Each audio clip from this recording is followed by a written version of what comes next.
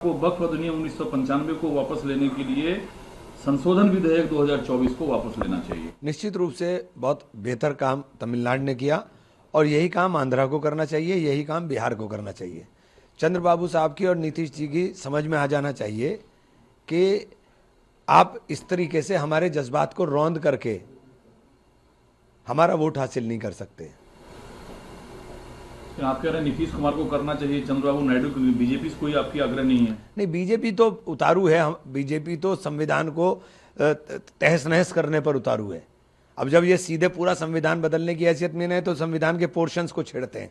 संविधान के अंदर साफ तौर पे है कि धार्मिक स्वतंत्रता होगी, आपको अपने धार्मिक कृत्य मानने की आज़ादी होगी, आपको अपने धार्मिक संस्थानों को चलाने की आज़ादी होगी। तो ये सब चीज़ों के ऊपर तो बुलडोज कर रहे हैं ये कानून लगा। योगी जी का जो भाषण है वो पूरी तरीके से उसी की तरफ इशारा करता है और मुझे लगता है कि कहीं ना कहीं कुछ घबराहट है। अदरवाइज इतनी ज़रूरत नहीं है। ये जो जिस तरह का भाषा जिस तरह की इस्तेमाल हुई, मुझे नहीं लगता इस चीज़ की ज़रूरत। संभल के अंदर तो बिल्कुल संभल को इन्होंने एक टारगेट कर लिया है।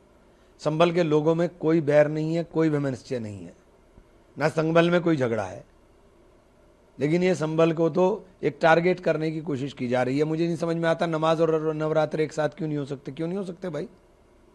पहले नहीं हुए क्या?